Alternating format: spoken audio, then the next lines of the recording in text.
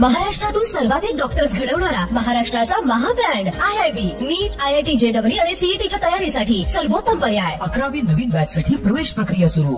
Phoenix multispeciality hospital and critical care centre, Shivajinagar, Nanded. जय भीम. मी Vijay Nilangekar. Samyak news लाईव्हच्या या विशेष बातमीपत्रामध्ये आपलं स्वागत करतो. पाहूयात आजच्या सम्यक घडामोडी. अनेकांनी सांगितल्याप्रमाणे माझ्या प्रवासाची सुरुवात ही अमरावती शहरातील जो एक फ्रेजरपुरा म्हणून भाग आहे आणि त्यावेळेला ऑलमोस्ट सेमी स्लम असा एरिया होता, तिथल्या नागरिक म्युन्सिपल स्कूल, त्याला नगर परिषद शाळा क्रमांक 8 या नावाने ती संबोधित होती. तिथून झाला लहानपणापासूनच आई आणि वडिलांचे संस्कार माझ्यावर आलेत आणि त्याच्यामुळे जो काही आज मी आहे त्यात डॉक्टर बाबासाहेब आंबेडकरांच्या विचाराचा जेवढा सहभाग आहे तेवढाच माझ्या आई आणि वडिलांनी दिलेल्या संस्काराचा सुद्धा सहभाग आहे.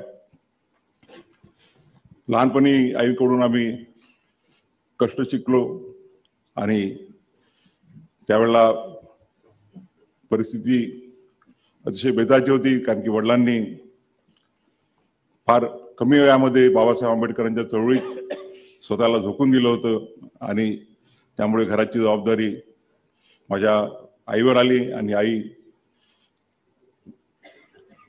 शाळेमध्ये शिक्षिका म्हणून काम करत असताना घर सुद्धा सांभाळायची आणि आमचा परिवार म्हणजे एकत्रित परिवार होता. नुसतंच माझे काका आणि माझी आत्या एवढेच मर्यादित नव्हते, तर वडिलांचे अनेक आते भाऊ, मामे भाऊ, मावस भाऊ हे सुद्धा त्यावेळेला शिक्षणाची सोय कमी असल्यामुळे त्या सर्वांचाच रहिवास आमच्या घरी असायचा आणि माझी आई आणि त्यावेळेला आमच्या वडिलांच्या सगळ्यात लहान बहीण होत्या, सुनू होत्या, त्यांचं लग्न व्हायचं होतं. त्या दोघी मिळून किती लोक जरी असले त्यांचा सगळ्यांचा स्वयंपाक करायच्या आणि त्यामुळे एक लहानपणापासून एक इन्क्लुझिव्हनेस, त्याला म्हणतो सर्वांसोबत राहण्याचं, सर्वांसोबत जगायची जी प्रेरणा मिळाली ते लहानपणापासून आईकडून जे शिकलो. परंतु माझ्या जडणघडणीत जर सर्वात महत्वाचं कोणाचं योगदान असेल तर ते म्हणजे माझे वडील दादासाहेब गवई. लहानपणापासून त्यांच्यासोबत मी राहिलो. ते जिथे जिथे कार्यक्रमाला जायचे त्यावेळेला शाळेत शिकत असताना सुद्धा त्यांच्यासोबत मी जायचो आणि समाजात वावरण्याची, समाजासोबत राहण्याची सवय ती लहानपणापासून लाभली. समाजाचे प्रश्न काय असतात, तळागाळातल्या लोकांचे प्रश्न काय असतात आणि त्या जडणघडणीचा आणि बाबासाहेब आंबेडकरांचे विचार त्यांनी लहानपणापासून माझ्या डोक्यात आत्मसात केले. भारतीय राज्यघटनेबद्दल त्यांना अतिशय प्रेम होतं आणि भारतीय राज्यघटना त्यांना पूर्णपणे एक चांगले अभ्यासक होते ते आणि त्यामुळे माझ्या लहानपणापासूनच डॉक्टर बाबासाहेब आंबेडकर आणि बाबासाहेब आंबेडकरांनी निर्माण केलेली भारतीय राज्यघटना ही माझ्या लहानपणापासूनच माझ्यामध्ये पूर्णपणे अंतर्भूत झाली आणि पुढच्या माझ्या आयुष्याच्या वाटचालीमध्ये त्याचं एक फाउंडेशन बनलं. खरं म्हणजे माझी सुरुवातीला वकील बनण्याची इच्छा नव्हती, कारण की मला आर्किटेक्चरमध्ये इंटरेस्ट होता आणि त्यामुळे आर्किटेक्ट बनावं अशी इच्छा होती. परंतु वडिलांना वकील व्हायचं होतं. परंतु ज्यावेळेला त्यांनी वकिलीच्या परीक्षेच्या वेळेला त्यांना सत्याग्रहामध्ये अटक करण्यात आली आणि जेलमध्ये होते, त्यामुळे ते परीक्षेला बसू शकले नाही आणि वकील झाले नाही आणि त्यांची इच्छा होती की त्यांची जी वकील बनण्याची जी इच्छा होती ती वकील बनून पूर्ण करावी आणि त्यांचा आदेश मानून मी वकिलीला LLB ला ऍडमिशन घेतली. मध्यंतरीच्या काळात वडील विधान परिषदेचे उपाध्यक्ष झाले, त्यामुळे मग आम्ही मुंबईला आलो. परिस्थिती बऱ्यापैकी झाली.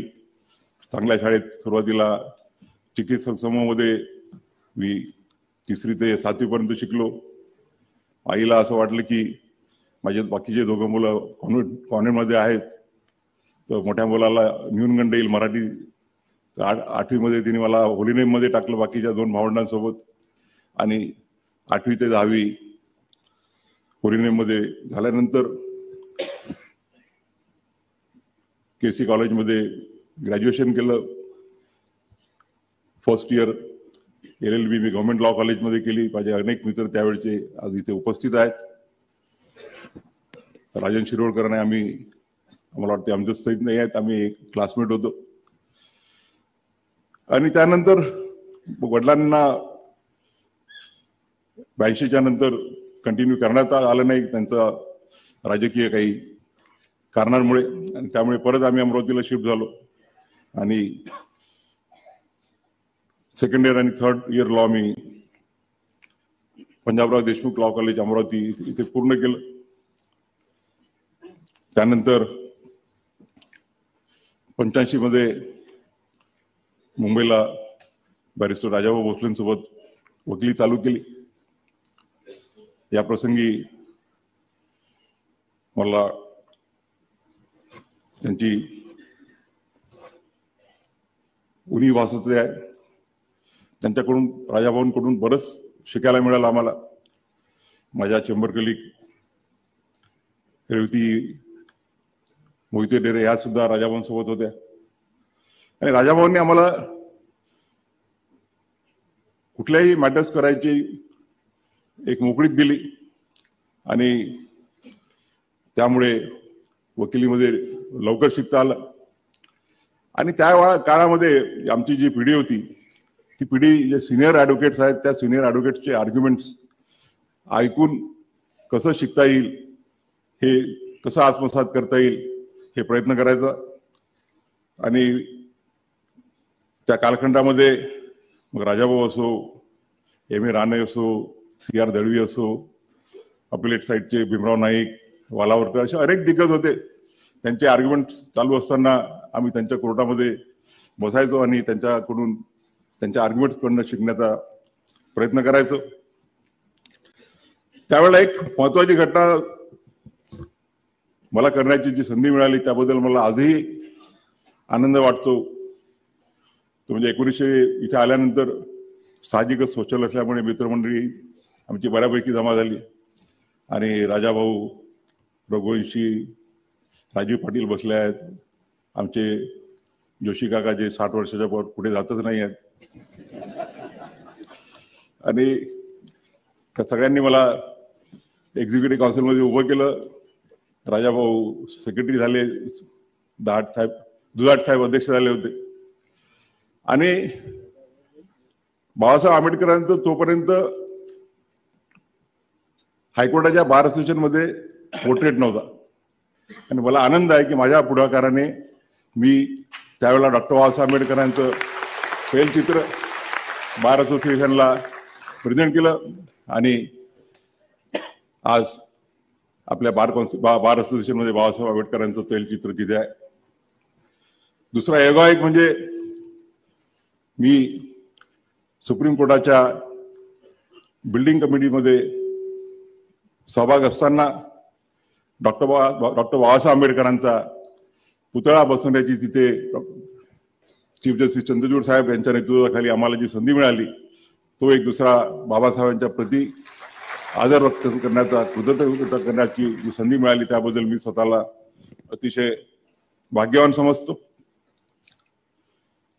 सुप्रीम कोर्टामध्ये बाबासाहेबांचा जो पुतळा लागला तर त्यावेळेला अनेक आम्ही फोटो पाहिले, आणि त्यातला मला जो एक फोटो दिसला की बाबासाहेब आंबेडकर वकिलाच्या वेशामध्ये आहेत, आणि म्हणून मी निर्णय घेतला की सुप्रीम कोर्टामध्ये बाबासाहेबांचा जो पुतळा लागेल तो वकिलाच्या मुद्रेमध्येच आणि सुप्रीम कोर्टाच्या दिशेने तोंड करून लागेल, जेणेकरून बाबासाहेबांचे जे विचार आहेत, बाबासाहेबांचा जो आदर्श आहे तो सतत आम्हाला प्रेरणा देत राहील.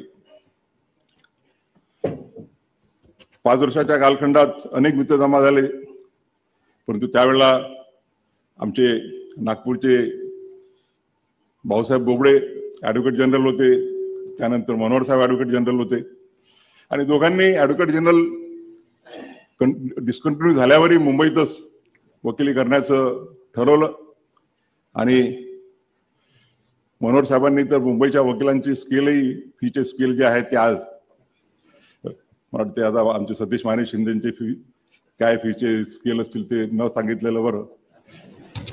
सगळे फिल्म स्टार्स त्यांचे पक्षकार आहेत.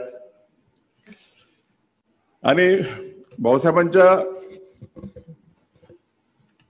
त्यावेळेला ॲडव्होकेट जनरल असताना एक अतिशय महत्वाच्या कॉन्स्टिट्युशनल इश्यूवरती मला फुलमॅच करण्याची संधी मिळाली 1987 मध्ये.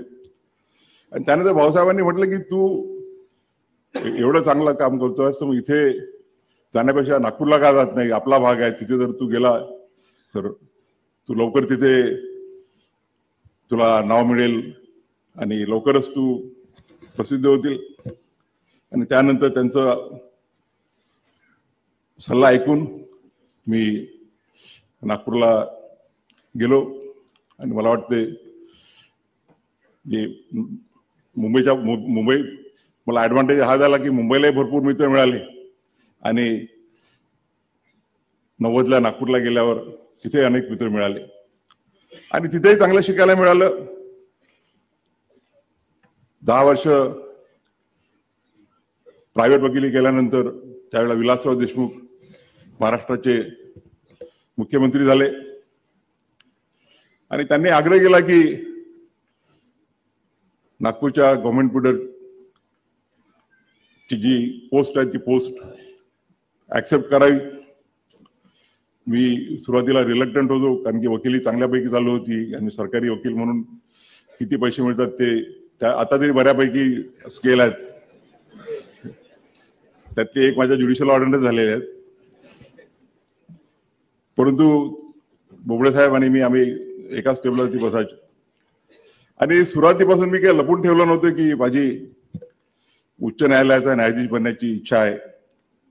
फक्त एवढंच होतं की योग्य वयात झालं पाहिजे.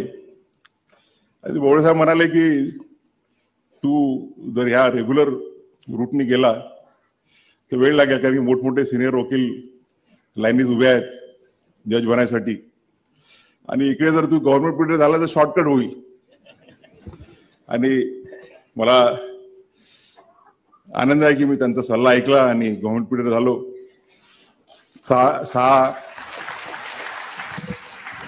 6 महिन्यातच बीपी सिंग ज्यावेळेला नागपूरला आले होते 2 दिवसासाठी आले. 2 दिवसानंतर त्यांनी बोलावलं की इच्छा आहे काय. मी हो म्हटलं. तर त्यांनी विचारलं वय काय, तर त्यावेळेला मी 29 वर्ष 6 महिन्याचा होतो. तर ते म्हणाले 39 इयर्स 39 वर्ष 39 वर्ष 4 महिने. आणि ते म्हणाले थोडं थांबायला गेलं, तुला 40 तर कम्प्लीट व्हावेच लागतील. नंतर 6 महिन्यात ते सुप्रीम कोर्टात आले, ठक्कर साहेब आले. 1-1.5 वर्षानंतर नाव गेलं आणि नेहमीप्रमाणे 1-1.5 वर्ष तिथं लटकलं. पहिल्यांदा वोक साहेबांनी आम्ही सोबतच होतो मागे पुढे. त्याची एक वेगळी स्टोरी आहे. ती 24 नोव्हेंबर 2025 नंतर निश्चितच जाहीररित्या मी जर काही पुस्तक लिहिलं तर त्यात लिहिल. आणि एकीकडे मला गुलाम अनवटींचा उल्लेख करावा लागेल. त्यावेळेला ॲडव्होकेट जनरल होते ते महाराष्ट्राचे. आणि त्यांनी मी ज्यावेळेला गव्हर्नमेंट पिरियड होतो तर त्यांनी माझं नाव प्रपोज केलं की आता सारखं अप्लिकेशन वगैरे नव्हते त्यावेळेला. कोणीतरी सिनियर ॲडव्होकेट मला वाटतं वोक साहेबांनी जजमेंट दिला. मी अजून त्याचा अभ्यास केलेला नाही. It was basically bye invitation. तर वायनवटी साहेबांनी माझं नाव प्रपोज केलं होतं की याला सिनियर ॲडव्होकेट बनवण्यात यावं. आणि एकीकडे माझं नाव तिकडे 5-6 महिन्यानंतर कन्सर्न घेण्यात आली आणि अजित शहा त्यावेळेला त्या कमिटीचे चेअरमन होते. अजितभाईंना म्हटलं, मी अजितभाई माझं डेझिग्नेशनचं करा तुम्ही. तर ते म्हणाले की तू डेझिग्नेशन केलं तर तू तुझी कन्सेंट विड्रॉ करशील, म्हणून आम्ही काही करत नाही. आणि त्यानंतर 5-6 महिन्यानंतर परत एकदा एवढ्या कमी वयात का करायचं आहे म्हणून विचारणा झाली. ठक्कर साहेबांनी एक लांबलचक नोट देऊन पाठवली. त्यानंतरही होत नव्हतं तर एकदा ठक्कर साहेब मी कुठल्या तरी मॅटर करता ओक साहेबांच्या ओत करता तिथे आलो होतो. मला वाटते ऑगस्ट 2003ची गोष्ट असेल. ठक्कर साहेबांनी त्या दिवशी संध्याकाळी बोलावलं तर मी त्यांना विनंती केली की सर म्हटलं मला तुम्ही कन्सेंट विड्रॉ करायची परवानगी द्या. त्यांनी माझ्यासमोरच चीफ जस्टिस ऑफ इंडिया त्यावेळेला खरे साहेब होते, त्यांना फोन केला. फोनवर बोलणं झाल्यावर मला म्हणाले ते की सीजीआयची इच्छा आहे तुला भेटायची तर जाशील का. मी म्हटलं जशी मिळेल नाही मिळेल पण सीजीआयला प्रत्यक्ष भेटण्याची संधी मिळते आहे कुठल्याही वकिलाला, तर त्याच्यासाठी ती एक सुवर्ण संधी असते. आणि गेलो त्यांना भेटायला. त्यांनी अर्धा तास चांगल्या गप्पा केल्या. त्या डिटेल्सही 24 नोव्हेंबर नंतर सांगेल सगळ्या. आणि एका आठवड्यात त्यांचा फोन आला की young man the collegium has cleared your name. आणि त्यावेळेला थोडी मनपरिस्थिती द्विधा होती की आपण स्वीकारावं नाही स्वीकारावं. परंतु त्याही वेळेला आता वराळे साहेबांनी सांगितल्याप्रमाणे वडिलांनी म्हटलं की तू वकिलीच राहशील तर खोऱ्यांनी पैसे कमावशील, परंतु तू जर न्यायदानाचं काम करायला गेला तर बाबासाहेबांचे जे सामाजिक आणि आर्थिक न्यायाचा जो संकल्प आहे तो पुढे नेण्याच्या दृष्टीने तुला कर्तव्य करायला संधी मिळेल. आणि आज मला आनंद आहे की त्यांचा निर्णय मानून मी न्यायाधीश म्हणून शपथ घेतली. आणि या 22 वर्षाच्या कालखंडामध्ये मला अतिशय समाधान आहे की माझ्या वडिलांना अभिप्रेत असलेलं, बाबासाहेबांच्या घटनेला अभिप्रेत असलेलं सामाजिक आणि आर्थिक न्यायाच्या दृष्टीनं मी काही ना काहीतरी या देशाच्या न्यायालयीन जडणघडणीमध्ये हातभार करू शकलो. या प्रसंगी मला आनंद आहे की आज माझ्या 2 मित्रांच्या उपस्थितीत हा कार्यक्रम होतो आहे. जस्टिस अभयोग आणि आम्ही 40 वर्षापासून मित्र आहोत. सोबत वकिली केली. मी नागपूरला गेलो, ते मुंबईलाच कंटिन्यू झाले, परंतु मैत्री आमची तशीच होती. न्यायाधीश झाल्यानंतर ते मी ज्यावेळेला नागपूरला होतो त्यावेळेला ते व्हिजिटिंग जज म्हणून आले. त्यांचे संबंध अजून घनिष्ठ होत गेले. आणि 2003च्या घटनेचा जरी मी उल्लेख टाळू इच्छितो आज, परंतु 2019ची जर घटना मी सांगितली नाही तर मला वाटते तो योग्य होणार नाही. 2019 मध्ये आमच्याकडे चालत असते, आपल्या सगळ्यांनी त्या स्टेजेस गेल्या आहेत हायकोर्ट जज होताना. आणि त्यावेळेला माझं नाव चर्चेत आलं. त्यावेळेला बऱ्याच प्रेसमध्ये वगैरे यायचं की गेल्या 10 वर्षापासून शेड्यूल ट्राईबचं कोणीच सर्वोच्च न्यायालयामध्ये नाही आहे. आणि त्यावेळेला देशामध्ये त्या घटकातील सर्वात ज्येष्ठ न्यायमूर्ती मी होतो. आणि मला विचारण्यात आलं तर मी हो म्हणण्याच्या अगोदर पहिल्यांदा माझे जे 2 सिनियर मित्र आहेत, धर्माधिकारी साहेब न्यायमूर्ती आणि ओक साहेब यांच्याकडे गेलो. ओक साहेबांना म्हटलं असंच आहे की तर मी काय करू अशा परिस्थितीत. त्यांनी म्हटलं की ऑलरेडी मुंबईचे 3 न्यायमूर्ती सुप्रीम कोर्टात आहेत त्यामुळे मुंबईचा कोटा फुल आहे आणि तू जर दुसऱ्या कुठल्या मार्गाने दुसऱ्या कोट्यातून जात असतील तर मला ऑब्जेक्शन असण्याचं काहीही कारण नाही आहे.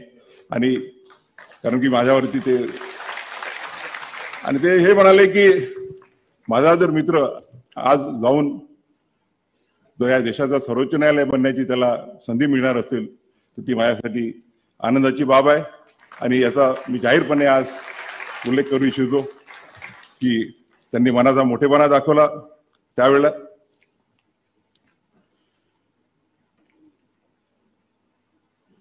या 22 वर्षाच्या कालखंडामध्ये अनेक महत्वाचे निर्णय देण्याची मला संधी मिळाली. वकिलीत असताना सुद्धा एक सामाजिक आणि आर्थिक न्यायाच्या दृष्टीनं मोठं काम करण्याची संधी मिळाली. मी ज्यावेळेला गव्हर्नमेंट पीरियड होतो त्यावेळेला आमच्या नागपूरच्या एका जज साहेबांनी आदेश पारित केला की नागपूरच्या सगळ्या झोपडपट्ट्या 8 दिवसामध्ये रिकाम्या करण्यात याव्यात. आणि त्यावेळेला विलासराव देशमुख वर्ध्याला आले होते. त्यांचा फोन आला, मला इमिजिएटली चर्चा करायची आणि इमिजिएटली आम्ही ते सुप्रीम कोर्टात चॅलेंज केलं. सिनियर ॲडव्होकेट्स आम्ही एंगेज केले होते पण ते पोहोचले नाही. त्यामुळे मला ती केस आर्ग्यू करण्याची संधी मिळाली. आणि मला आनंद आहे की नागपूरच्या लाखो झोपडपट्टीवासियांचं जे छत हिरावला जाणार होतं ते हिरावण्यापासून वाचवण्याची संधी त्यावेळेला मिळाली. आणि तोच कन्सेप्ट ज्यावेळेला मी आणि माझे सहकारी जस्टिस विश्वनाथन यांनी बुलडोजर जस्टिसमध्ये दिला की निवाऱ्याचा हक्क हा मूलभूत हक्क आहे. कुठल्याही व्यक्तीचा मग तो आरोपी असो किंवा त्याच्यावरती गुन्हा जरी सिद्ध झालेला असेल तर तुम्ही त्याच्या कुटुंबियांच्या वरचं छत कायद्याचं जो रूल ऑफ लॉ आहे त्या रूल ऑफ लॉला ब्रीच करून त्याचं छत हिरावू शकत नाही. मला आनंद आहे की या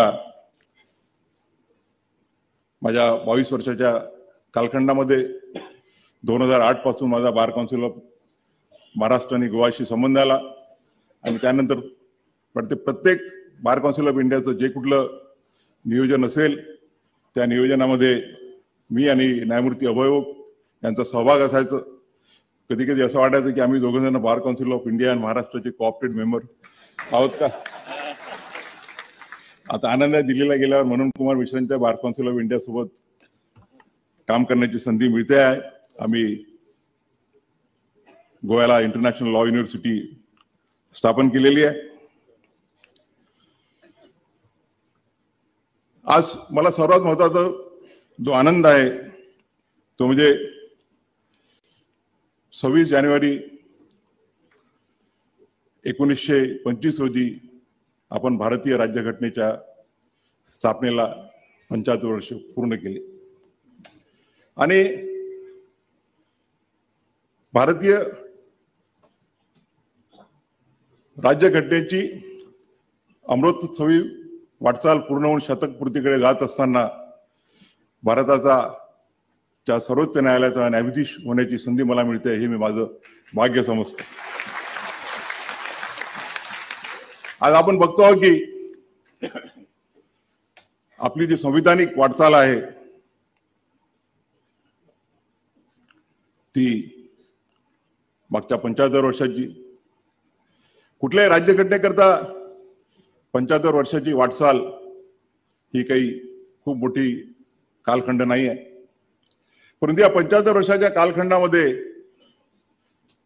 मी निश्चितपणे सांगू शकतो की भारताच्या ज्या लोकशाहीचे जे 3 स्तंभ आहेत ते म्हणजे विधिपालिका, कार्यपालिका आणि न्यायपालिका यांनी निश्चितच आपल्या घटनेला अभिप्रेत असलेला आर्थिक आणि सामाजिक न्याय देण्याच्या दृष्टीनं प्रयत्न केलेले आहेत.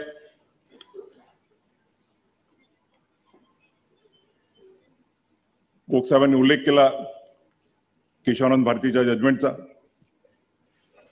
केशवानंद भारतीच्या जजमेंटनी बेसिक स्ट्रक्चरची संकल्पना आणली. प्रश्नच नाही की बेसिक स्ट्रक्चरच्या संकल्पनेमुळे आज आपला देश एक मजबूत आहे आणि तिन्ही ज्या विंग्स आहेत, त्या तिन्ही जे स्तंभ आहेत ते आपापल्या जे त्यांना दिलेले स्पियर्स आहेत त्यामध्ये काम करण्याचा प्रयत्न करतात. कार्यपालिकेने आणि विधिपालिकेने अनेक असे कायदे अंमलात आणले, अनेक अशा गोष्टी केल्या की ज्या दृष्टीनं सामाजिक आणि आर्थिक न्यायाची जी संकल्पना आहे ती पूर्णत्वास नेण्याच्या दृष्टीनं प्रयत्न करता येतील. न्यायपालिकेने सुद्धा असे जे कायदे आहेत त्या कायद्यांना मान्य केलेलं आहे. परंतु केशवानंद भारती ही एक दुसऱ्या गोष्टीसाठी त्याचं महत्व विजत करणं मी माझं कर्तव्य मानतो. 1973च्या अगोदरचा जर आपण प्रवास पाहिला, मगाशी जामदार साहेबांनी माझ्या गोव्याच्या भाषणाचा उल्लेख केला, तर आपण बघू की 73च्या अगोदरचा जो कालखंड होता त्यात directive principles are subordinate to fundamental rights, आणि whenever there is a conflict between directive principles and fundamental rights, the directive principles will have to give a go to the fundamental rights. परंतु 1973 मध्ये जरी basic structure डॉक्ट्राईन वरती एका 6 जजेस एका बाजूला होते, it was pertaining to the amending powers of the constitution. 6 जजेसनी म्हटलं की भारताच्या पार्लमेंटचे कॉन्स्टिट्यूशन अमेंड करण्याचे जे अधिकार आहेत ते असीमित आहेत आणि काही घटना दुरुस्ती करता येऊ शकते. 6 जणांनी म्हटलं की नाही, असं करता येत नाही आणि फंडामेंटल राईट्सला बिलकुल हात लावता येत नाही, दे आर अनटचेबल्स. परंतु ज्यांचा उल्लेख केला ओक साहेबांनी ते न्यायमूर्ती HR खन्ना आणि त्या अगोदर HR खन्नांच्या अगोदर अमरावतीचे JR मुदोळकर यांनी 5 जजेस बेंचमध्ये उल्लेख केला की त्यांनी आणि जस्टिस हिराजुल्लांनी we require a stronger reasons to hold that the powers to amend the constitutions are unlimited. Justice Mudholkar म्हणाले की can a parliament be given a power to change the basic features of the constitution? ते म्हणाले if you permit so, it will be permitting rewriting the constitution, not amending it. आणि म्हणून मूळ basic features जे आहे ती संकल्पना justice मुदोळकरांनी मांडली आणि ती पुढे HR खन्नांनी केशवानंद भारतीमध्ये पुढे नेली. आणि त्याच्यामुळे 6 जण एका बाजूला, 6 जण दुसऱ्या बाजूला, आणि केशवानंद भारतीचा वर्डिक्ट हा आला की पार्लमेंटला कॉन्स्टिट्यूशन अमेंड करण्याची पॉवर तर आहेतच, परंतु ते जो मूळ गाभा आहे, जो बेसिक स्ट्रक्चर आहे, त्याला पार्लमेंट हात लावू शकत नाही. मग ते सुप्रिमेसी ऑफ द कॉन्स्टिट्यूशन आहे, त्यानंतर the doctrine of separation of power, parliament, legislature, judiciary and executive, federal structure of the constitution, असे अनेक आहेत ते पुढे इव्हॉल्व होत गेले. आणि म्हणून ज्यावेळेला एका ठिकाणी मला विचारण्यात आलं की सध्या जो वाद चालू आहे की कॉन्स्टिट्यूशन ज्युडिशरी सुप्रीम आहे की एक्झिक्युटिव्ह सुप्रीम आहे, त्यावेळेला म्हटलं मी की neither judiciary nor executive nor the parliament are supreme, but it is a Constitution of India which is supreme, and all the 3 wings of the Constitution are required to work as per the Constitution. आणि मला आनंद आहे की गेल्या केशवानंद भारतीच्या नंतरचा जो 50 वर्षाचा आज 52 वर्षाचा कालखंड झालेला आहे, त्या केशवानंद भारतीचं जे जजमेंट आहे त्यांनी देश नुसतंच मजबूत आणि सुदृढ नसून देश सामाजिक आणि आर्थिक समानतेच्या दृष्टीनं प्रगतिशील आहे. आणि त्यामुळे आज ज्यावेळेला आपण देशाच्या राज्यघटनेच्या 75 वर्ष पूर्ण करून अमृत महोत्सव पूर्ण करून वाटचाल करत आहोत, त्यावेळेला भारतीय राज्यघटनेला अभिनंदन करण्यासाठी, अभिवादन करण्यासाठी बार काउन्सिल ऑफ महाराष्ट्र आणि गोवाने संविधानिक न्याय देण्याची अमृत महोत्सव उज्ज्वल परंपरा हा जो परिसंवाद आयोजित केलेला आहे तो अतिशय सुसंगत आहे. मी या प्रसंगी त्यांचं अभिनंदन करू इच्छितो.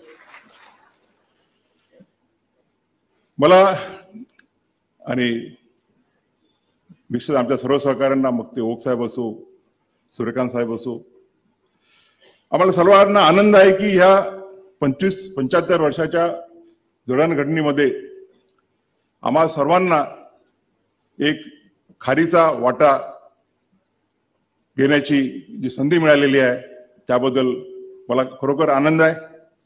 आम्हाला जी संधी दिली ती संधी आम्ही वापरली. मग ती लिबर्टी करता ओक साहेबांचे जजमेंट असो, सूर्यकांत साहेबांचे असो, माझे असो, इक्वॅलिटीचे जजमेंट असो. खरं म्हणजे मगाशीच उल्लेख केला मी की आपण सर्व समावेशक असलं पाहिजे. We all have to work as an institution. Deepankar Datta ज्यावेळेला मुंबई उच्च न्यायालयाचे मुख्य न्यायाधीश झाले, अतिशय संक्रमक काळात, कोविडच्या काळात, आणि त्यांनी पूर्ण ज्युडिशरीला आत्मसात केलं. He treated the entire members of the judiciary as part of his family. आणि म्हणून आजही आपण त्यांना प्रेमाने आपल्या प्रत्येक कार्यक्रमामध्ये त्यांची आठवण ठेवतो. त्यांचा परंपरा आलोक आराध्य साहेबही पुढे नेत आहेत. त्यांनी फार कमी कालखंडामध्ये स्वतःला फार पॉप्युलर झाले आहेत ते. आणि मला कोणीतरी सांगत होतं की काय काम करतात, रोज एवढे जजमेंट काढतात. आणि पहिल्यांदा तर म्हणजे त्यावेळेला जे त्यांनी चीफ जस्टिस म्हणून शपथ घेतली आणि दुसऱ्या त्याच्यानंतर जे 2-3 शनिवार रविवार होते त्यांना माझ्याबरोबर सोबत एवढं फिरावं लागलं की त्यांना वाटलं असेल कशाला आपण त्या हैदराबादच्या चांगल्या जागेतून इथे, तर कुठे धारणी, कुठे गडचिरोली, कुठे नक्षलाईट भागातली देवरी, अशा सगळ्या ठिकाणी त्यांना घेऊन गेलो, मराठवाड्यात घेऊन गेलो. मला आनंद आहे की माझ्या या कालखंडामध्ये मला वाटते असा एकही महाराष्ट्रातला जिल्हा नसेल की तिथे गेलो नाही. बार काउन्सिलशी संबंधित कार्यक्रम असो किंवा इतर अनेक असे कार्यक्रम असो, त्या कार्यक्रमाच्या निमित्तानं अनेक जिल्ह्याच्या मुख्यालय, मला वाटतं जिल्ह्याच्या मुख्यालय सर्वच ठिकाणी गेलो, परंतु अनेक तालुक्याच्या ठिकाणी सुद्धा जाता आलं, लोकांशी संवाद साधण्याची संधी मिळाली. नालसाचा चेअरमन म्हणून, एक्झिक्युटिव्ह चेअरमन म्हणून देशाच्या कानाकोपऱ्यामध्ये आम्ही फिरलो. मणिपूर, जिथे मणिपूरमध्ये 2 जमातींमध्ये वाद चालू आहे, तिथे जाऊन दोन्ही ज्या वॉर्डिंग जमाती आहेत त्यांना आश्वस्त करून की देश तुमच्यासोबत आहे, एक संदेश देण्याचा आम्ही प्रयत्न केला. या देशातील जो शेवटचा माणूस आहे, मग तो नागालँडमधील असो किंवा लडाखमधला असो, मिझोराममधला असो, अरुणाचल प्रदेशमधला असो, त्या सर्वांपर्यंत पोहोचून की न्याय तुमच्या दारात आहे, तुम्ही त्या न्यायाची अवेल करा, हा संदेश पोहोचण्याचं संधी मिळाली. त्याबद्दल मी स्वतःला भाग्यवान समजतो. या 40 वर्षाच्या प्रवासात अनेकांचं योगदान आहे. सुरुवातीला सांगितल्याप्रमाणे आज माझे वडील असते तर सर्वात जास्त त्यांना आनंद झाला असता. ज्यावेळेला 2003 मध्ये मी उच्च न्यायालयाचा न्यायाधीश म्हणून शपथ घेतली, त्यावेळेला ते म्हणाले होते, मला नाही म्हणाले पण माझ्या बाकीच्या नातेवाईकांना, की भूषण एक दिवस सर्वोच्च न्यायालयाचा मुख्य न्यायाधीश निश्चित होईल. आणि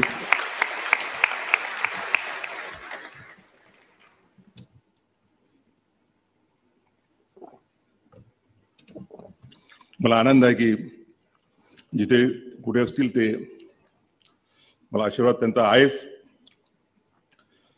माझं भाग्य आहे की आई तो दिवस बघण्यासाठी उपस्थित होती. आमचं कुटुंब म्हणजे जॉईंट कुटुंब आहे. भाऊ बहीण एवढ्या पुरतच मर्यादित नाहीत. आमचे काका आत्याबाया त्यांचे सगळे विस्तारित परिवार हा आम्ही एक कुटुंब म्हणून राहिलेलो आहोत. अनेक मित्रांचं सुद्धा योगदान झालेलं आहे. मी ज्यावेळेला मुंबईला होतो अनेक मित्र आहेत, मी सगळ्यांचा नामोल्लेख करू शकणार नाही, काहींचा नामोल्लेख केला. गव्हर्नमेंट पिरियड असताना आम्हाला चांगली काम करण्याची संधी मिळाली. मी विलासरावांना म्हटलं होतं की मी ऍक्सेप्ट करेल, पण माझी एक कंडिशन आहे. त्यावेळेला 24 होते एजीपीस, 24 पैकी 12 तुमचे राहतील, 12 माझे राहतील. ही जर कंडिशन ऍक्सेप्ट करत असाल तर मी ऍक्सेप्ट करतो. त्यांनी हो म्हटलं. आणि त्यावेळेला नुकतीच 7-8 वर्षाची वकिली झालेले जे तरुण वकील होते त्यांना मी माझ्या याच्यामध्ये घेतलं, माझ्या 12च्या कोट्यामध्ये. आणि मला आज आनंद आहे की त्यातले अनेक जण, मग ते आज उपस्थित असलेले माझे मित्र अनिल किल्लर असो किंवा नितीन सांबरे असो, भारती डांगरे असो, आनंद बदर असो, ते उच्च न्यायालयाच्या न्यायाधीशापर म्हणून कार्यरत झाले आणि अतिशय चांगलं काम केलं. मुंबई उच्च न्यायालयात आल्यानंतर मला ज्युनियर जज म्हणून अनेक लोकांचा सोबत, अनेक जजेस सोबत राहण्याची, काम करण्याची संधी मिळाली. माझा पहिला डिव्हिजन बेंच जस्टिस VC रागा यांच्यासोबत होता. त्यांनी भरपूर संधी दिली काम करण्याची. त्यानंतर डिव्हिजन बेंच हेड करायला लागलो तर पहिला माझा डिव्हिजन बेंच औरंगाबादला संजय गंगापूरवाला यांच्यासोबत होता. आणि त्यानंतर मुंबईला श्रीहरी डावरे साहेब बसले आहेत, त्यांच्यासोबत मी बसलो. इथे उपस्थित असलेल्या अनेकांसोबत मला काम करण्याची संधी मिळाली. मग ते अजय गडकरी असो, न्यायमूर्ती सुनील शुक्रे असो, भडंग साहेब असो, मकरंद कर्णिक आणि मी 2 रोस्टर बसलो. मी मुंबईला 2017 मध्ये ज्यावेळेला आलो त्यावेळेला ते कधी सांगतील तो किस्सा. भारती डांगरे यांच्यासोबत 2दा बसायची संधी मिळाली. रेवती मॅडम सोबत फक्त एकच दिवस बसलो. अतुल तांदुरकरांसोबत सुद्धा नागपूरला भरपूर काम करण्याची संधी मिळाली. परंतु दोघांचा मी विशेष उल्लेख करू इच्छिल तो या प्रसंगी. एक तर आमचे मित्र नंदुभाऊ देशपांडे, ND देशपांडे उपस्थित आहेत. त्यांनी 2010 मध्ये मला ब्लड प्रेशर गिफ्ट मध्ये दिलं.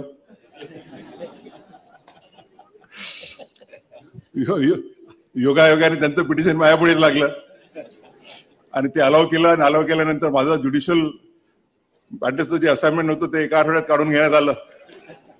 असे अनेक किस्से आहेत, ते नंतर कधी सांगता येतील. मी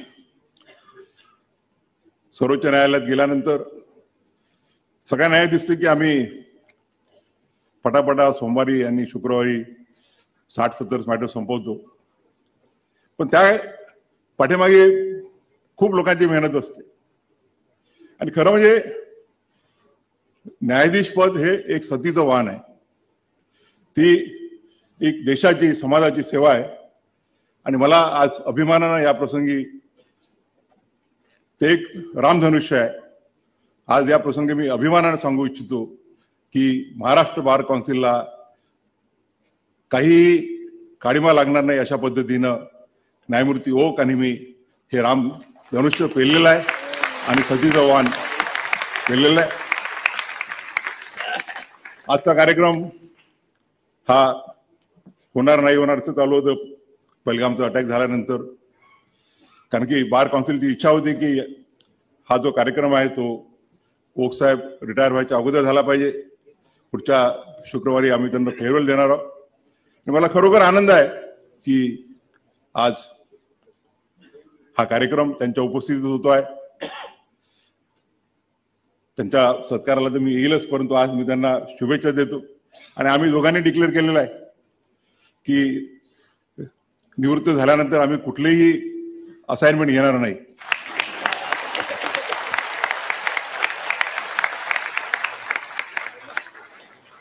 त्यामुळे आम्ही ओक साहेब 24 पासून त्यानंतर 6 महिन्यांनी आम्ही तुम्हाला भरपूर उपलब्ध राहू. आता 6 महिन्याचा कालखंड मला तुम्ही काम करण्यासाठी द्या अशी विनंती करतो. मी ठरवलेलं आहे की फक्त अमरावती, नागपूर, औरंगाबाद आणि गोवा आणि मुंबई ज्या ज्या बारचा सदस्य होतो आणि जिथे जिथे मी काम केलं त्याच्याशिवाय मी कुठलाही सत्कार स्वीकारणार नाही. आणि महाराष्ट्रातील फक्त जे 4 मी कार्यक्रम कबूल केले होते ते म्हणजे बाबासाहेबांचा जो तालुका आहे मंडणगड, तिथल्या कोर्टाचं मी भूमिपूजन केलं मागच्या वर्षी. आणि मला माझाच आमदार आणि आमचे संग्रामजी रायस्वर आहेत, संग्राम देसाई, त्यांचा नामोल्लेख करायला लागेल की त्यांनी त्या दिवशी म्हटलं होतं की त्यावेळेला माधव मला वाटतं नव्हते गार्डियन जज, नंतर झाले, पण त्या दोघांनी मागे लागून 1 वर्षाच्या आत ही बिल्डिंग कशी पूर्ण होईल याकरता दिवस रात्र मेहनत करतायत. आणि मला खात्री आहे की त्या बिल्डिंगचं उद्घाटन मी निश्चितच करेल. जाधव साहेबांना 5 वर्षापूर्वी कबूल केलं होतं नाशिकच्या बिल्डिंगचं. ती नाशिकची बिल्डिंग आणि माझा जो तालुका आहे तो दर्यापूर, त्या दर्यापूरच्या डिस्ट्रिक्ट कोर्टाचं इनॉग्रेशन आणि नॅशनल लॉ युनिव्हर्सिटीचा उल्लेख करत असताना ओक साहेबांनी जे औरंगाबादच्या नॅशनल युनिव्हर्सिटीत योगदान केलं त्याचा उल्लेख करावा लागेल. मी सुद्धा नागपूरच्या नॅशनल लॉ युनिव्हर्सिटीमध्ये योगदान देण्याचा प्रयत्न केलेला आहे. तुम्ही होणार कुठे तुमचे एवढं जे कबूल केले त्याच्याशिवाय दुसरं कुठलंही मी इन्व्हिटेशन स्वीकारणार नाही. त्याच्यामुळे इन्व्हिटेशन घेऊ नका अशी विनंती करतो. मगाशी सांगितल्याप्रमाणे आम्ही जे कामं करतो, जे जजमेंट देतो त्यामध्ये अनेकांचा सहभाग असतो. आणि उल्लेख करावा लागेल की आमचे जे लॉ क्लर्क रिसर्चर्स असतात ते दिवसाचे 10-10, 12-12 तास मेहनत करतात. आणि त्यांच्या मेहनतीत त्यांची जर मेहनत असेल तर आम्ही जे आउटपुट देऊ शकतो तो आउटपुट निघू शकत नाही. माझ्यासोबत आजपर्यंत आता 17 लॉ क्लर्क्सनी महत्वाचं योगदान दिलेलं आहे. आज एकाएक म्हणजे आज 4 जण इथे उपस्थित आहेत.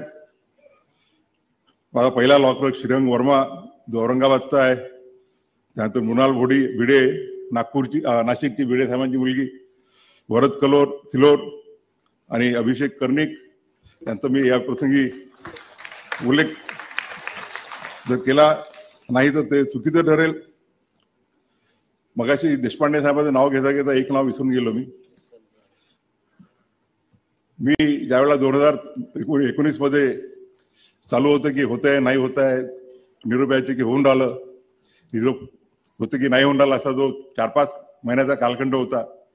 आणि शेवटी जजही माणूस असतो आणि तो जेवढ्या डिव्होशननं काम करायला पाहिजे तेवढं करू शकत नाही. आणि त्यावेळेला माझ्यासोबत निजाम आमदार बसले होते. त्यांनी म्हटलं की सर कोर्टातल्या ऑर्डर्स तुम्ही करा आणि मोठं जजमेंट मला द्या. मी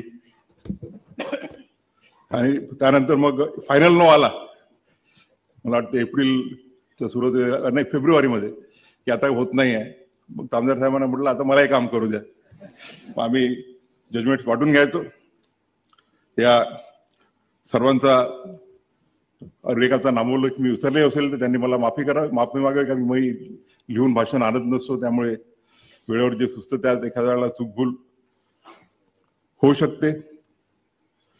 आणि या प्रसंगी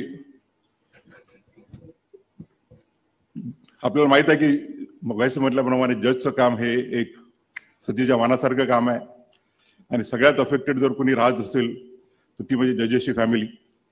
इव्हन वकिलांना सुद्धा काम करावं लागतं. आणि या प्रसंगी मी जसं माझ्या वडिलांच्या वाटचालीमध्ये माझ्या आईचा सिंहाचा वाटा आहे, तसंच माझ्या वाटचालीमध्ये माझी अर्धांगिनी डॉक्टर तेजस्वी गवई आणि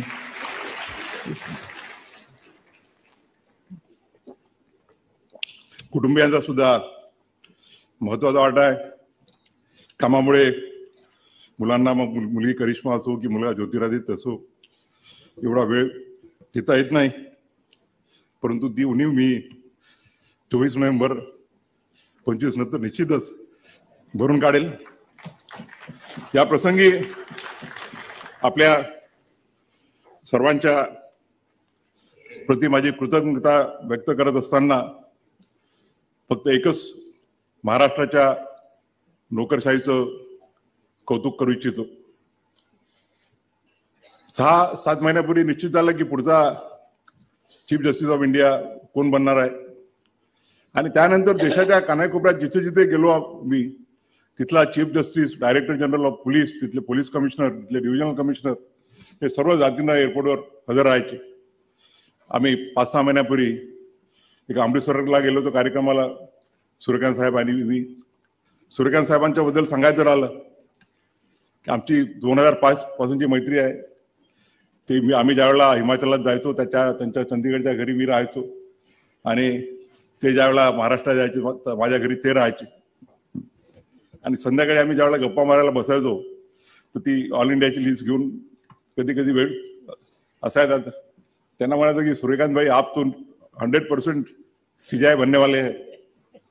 तर ते म्हणायचे की भूषण भाई मैं तू बनूंगा मगर उसके पहले आप बनेंगे. आणि ते शब्द खरे निघाले. आम्ही मणिपूरला जावं, नागालँडला जावं, आसामला जावं. जे मागे अमृतसरला कार्यक्रमाला गेलो तर 300 मीटरचा रोडचा प्रवास करून director general of police, chief secretary, police commissioner सगळे जातीनं हजर होते. मागच्या 3-4 आठवड्यापूर्वी देवगडला गेलो. देवगड रांचीपासून एक 300-400 किलोमीटरच्या अंतरावर आहे. आणि तिथले चीफ सेक्रेटरी, तिथले डायरेक्टर जनरल ऑफ पोलीस हे सर्व जातीनं एअरपोर्टवरती रिसिव्ह करायला हजर होते.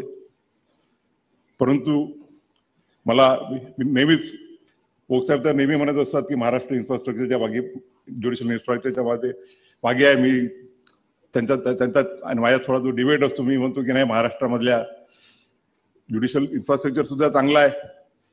बोकसाहेब, मी, डेरे मॅडम, कर्णिक साहेब, आम्ही भरपूर काम केलं इन्फ्रास्ट्रक्चरमध्ये. त्या कमिटीवर असताना मी मोहित शाह साहेबांचा उल्लेख विसरून गेलो. ते चीफ जस्टिस असताना त्यांच्याकडून खूप आम्हाला प्रेरणा मिळाली. चव्हाण साहेबांसोबत सुप्रीम कोर्टामध्ये आणि नॅशनल लॉ युनिव्हर्सिटीमध्ये चांगलं काम करण्याची संधी मिळाली. आज महाराष्ट्रामध्ये इन्फ्रास्ट्रक्चर चांगलं काम करण्याचं आमच्या केवले मॅडम आणि विलास गायकवाड हे चांगलं काम करत आहेत. आपल्या महाराष्ट्रातले ज्युडिशियल ऑफिसर मुनघाटे आणि निंबाळकर हे सुद्धा माझ्यासोबत तिथे काम करत आहेत. या प्रसंगी मला एवढंच वाटतं की ज्यावेळेला आपण म्हणतो की लोकशाहीचे 3 स्तंभ म्हणजे न्यायपालिका, विधिपालिका आणि कार्यपालिका हे समान आहेत, तर every organ of the constitution must reciprocate and give its due respect to the other organs.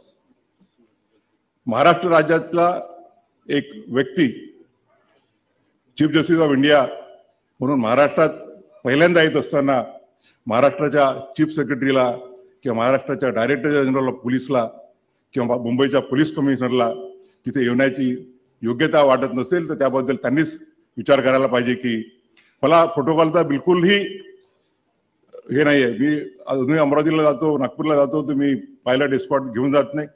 Supreme कोर्टात येईपर्यंत अमरावतीला न्यायालयात असताना मी मोटरसायकलवरून फिरायचो मित्रांच्या. परंतु it's a question of respect by the other organs of the institution to the judiciary. एका राज्यघटनेच्या एका संस्थेचा प्रमुख ज्या वेळा पहिल्यांदा या राज्यामध्ये येत असेल आणि तोही त्या राज्याचा, तर जी वागणूक त्यांनी दिली ती योग्य आहे की नाही हा त्यांनीच त्यांचा विचार करावा. या लहान लहान गोष्टीमध्ये मला हे नाही, दुसरा एखादा आमच्यातला एखादा कोणी असता तर आर्टिकल 142 किंवा 140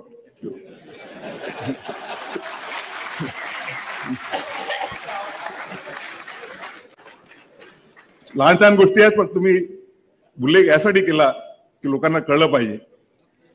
मी या प्रसंगी पुनश्च आपल्या सर्वांचे मनापासून आभार मानतो. आभार कोणाचे मानायचे? आपण आपलेच मानायचे का?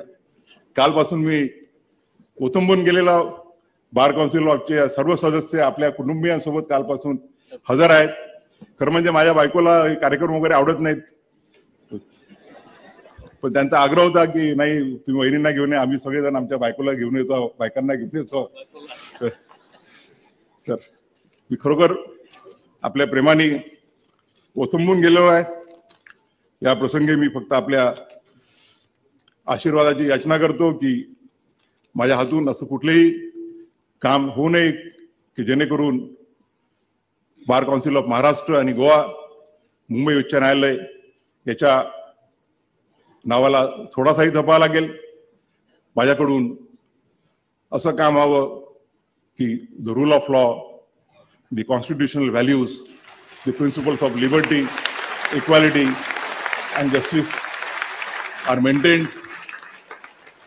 मला आपण आशीर्वाद द्या की या सर्व करण्यासाठी मला एक स्ट्रेंथ मिळेल, आपल्यापासून प्रेरणा मिळेल. पुनश्च एकदा आपल्या प्रति कृतज्ञता व्यक्त करून मी माझे लांबलेले 2 शब्द संपवितो. धन्यवाद.